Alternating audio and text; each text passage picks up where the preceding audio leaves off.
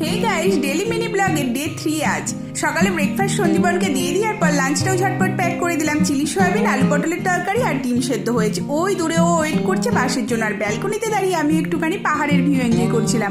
আজকের ওয়েদারটা সকালে বেশ ভালো ছিল। আগের দিনের রাতে এক বালতি জামা কাপড় ডুবিয়ে রেখেছিলাম, ঝটপট সকালে সেটা কেচে দিলাম। সিকিমে জামা কাপড় ধোয়া, সেগুলো শোকানো নিয়ে এত সমস্যার সম্মুখীন হতে হয়েছে, এখন বলতে পারো প্রায় এটাতে অভ্যস্ত হয়ে গেছি। এইরকম ভাবেই কিন্তু মেঝের মধ্যে মিলেই জামা কাপড় শোকাতে দেওয়া হয়।